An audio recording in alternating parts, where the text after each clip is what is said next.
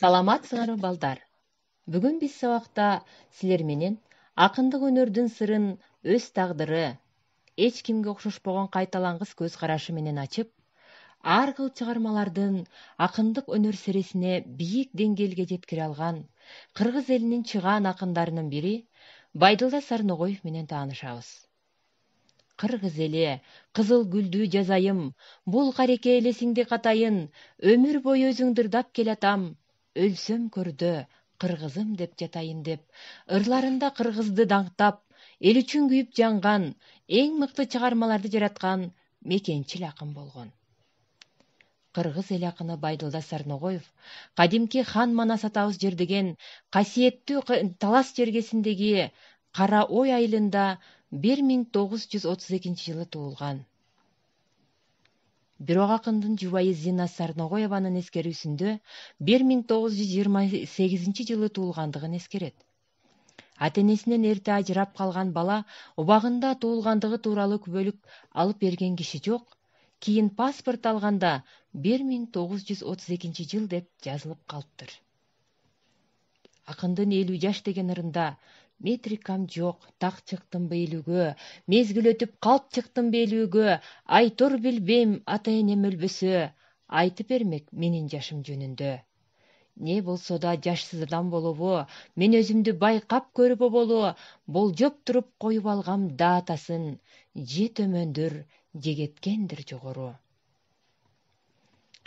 Кичинесинен жетимдик оор күндөрдү башынан өткөрүп, мектепке да жашы жетип калат.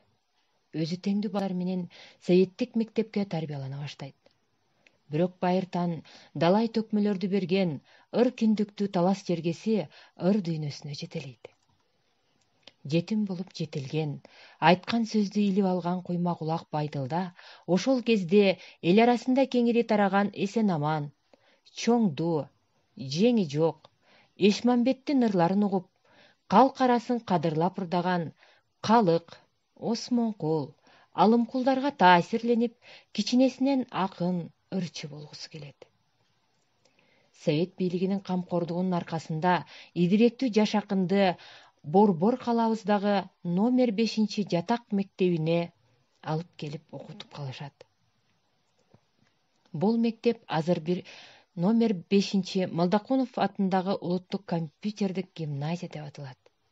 Бул мектеп Кыргызстандык бардык булуң бурчунан келген акылы тетик, келечектен көптү үмүттөндүргөн жаш муундардын уюткусу эле.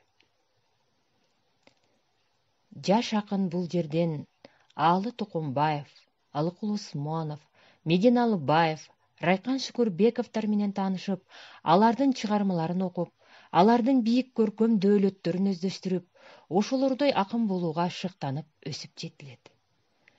Байдылданын мектеп партасынан эле жазган ырлары мектеп ичинде калбастан кыргыз профессионал поэзиясын түптөшкөн акындардын купулуна толуп, алардын колдоосуна ээ болуп, эл арасында кеңири тарайт. 1951 жылы орто мектепти бүткөндө 19 жаштагы жаш калемгер Жазуучулар союзуна мүчөлүккө кабыл алынат. Акындын биринчи ырлар жыйнагы 20 жашында 1952 жылы Шумкар деген ат менен жарык көргөн. Ага кирген ырлары автордун өзгөчө талантын ачып, көргөзүп, көпчүлүккө таанымал кылат. 1951 жылы Кыргызстан Жазуучулар союзунун сунушу менен Москва шаарындагы Максим Горький атындагы Адабият институтунан билим алуусун улантат. Акындар поэзиясы менен, профессионал поэзиянын алдыңкы үлгүлөрү менен өсүп жетилген жаш акын орус жана дүйнөлүк адабияттын классикалык үлгүлөрүн окуп үйрөнүүгө, адамзаттык көркөм эстетикалык бийик көркөм дөөлөттөрдү, чыгармачылыктын терең сырларын өздөштүрүүгө өбөлгө берет. Ушул жылдар акындын Удаасы менен Досторума, Бала мерген, Баяз, Жоокен аттуу китептери жарык көрөт. 1956 жылы Адабият институтун аяктагандан кийин 1956 жылдан 1959 жылдарда Кыргызстандагы бүгүнкү күндөгү эң барктуу делген Ала Тоо журналында бөлүм башчы болуп иштеп баштайт. ак калпак, тоолор жана тоолуктар, үзүлбөгөн үмүттөр, ашуудан берген отчетум жана башка көптөгөн ырлар жыйнактары элдин сүймөнчүлүгүнө ээ болуп, залкар таланттын чыгармаларын колдон түшүрбөй окуп келишет. Байдылда Сарногоевдун эне тилине бөтөнчө басым койгон ырларын да эске салбай кетсек болбойт. Тилдер жана тилдер ырында ким барктаса өз энесин, өз тилин, барктай билет дүйн элинин көп тилин, ар улуттун энеси улуу, тили улуу, өйдө ылдый деп айта албайбыз эч бирин деген саптарын кездештиребиз. Бул ыр менен акын өз энесине, өз тилине урмат көрсөтүп, көп тил билүүгө чакырат. Ал эми мамлекеттүүлүктүн жүзү болгон кыргыз тилине арнаган бул ыр саптарын кимдер гана билбейт.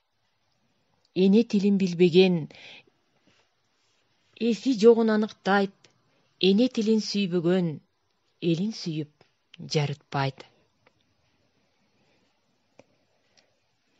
Байдылда Сарногоевдун калемине таандык ар кыл темадагы ырлар жарык көргөн.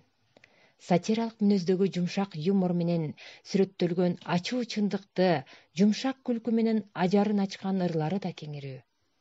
Андемесе баарыбыз биргеликте төмөндөгү ал мени итсиң деди деген тарбиясы күч бул ырын угуп көрөлү.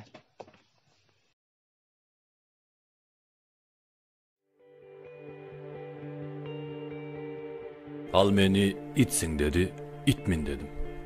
Жөн гана терикпестен күлүп туруп.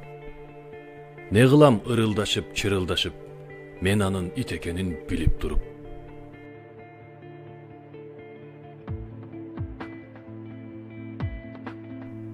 Ал мени эшек деди. Ооба дедим.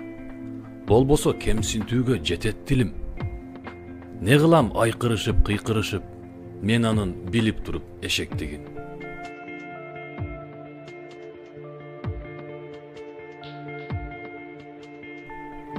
Сөгүнүп албууттанып жана берди. Сүздүрө жийиркентип кара жерди. Ролун эки айбандын бир аткарып, артымдан ээрчий басып кала берди.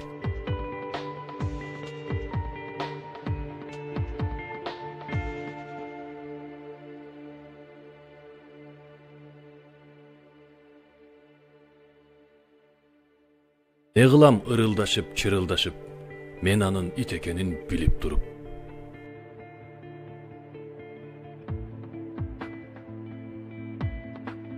Эшектигин.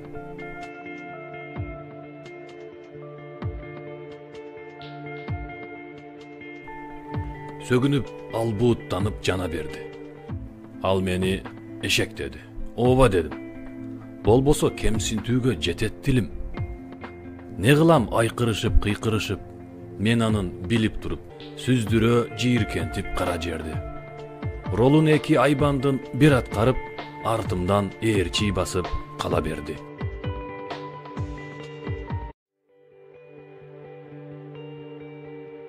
Ал мени итсиң деди, итмин дедим. Жөн гана терикпестен күлүп туруп.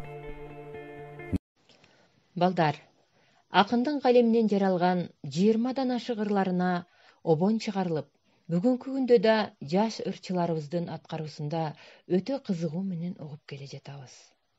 Айталы Айбек Касымов Акчыны, Кызылгүл, Дилбар Райымбекова Жылкычы Бозой жана башка көптөгөн ырларын кыргыз казак эстрада ырчылары бүгүнкү күндө ырдап келе жатышпайбы? Акындын сыйлыктары. Эмгектин артыкчылыгы үчүн Лениндин туулган күнүнүн 100 жылдыгынын урматына каарман эмгеги үчүн медалы, Кыргыз ССР Жогорку Советинин ардак грамотасы, 2002 жылы 1 даражадагы Манас ордени менен сыйланган. Ал 2004 жылы 19 ноябрда узакка созулган оорудан кийин дүйнөдөн кайткан.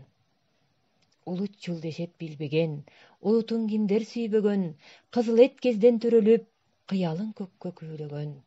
Кыргыз деп келем дүйнөгө, кыргыз деп өтөм дүйнөдөн деп, Байдылда Сарногоев ар бир ырсабында кыргызды даңктап, мактап ырдап келген. Андемесе балдар, Биз кийинки сабагыбызда акындын калемине таандык Бүркүттүн өлүмү деген чыгармасы менен таанышабыз.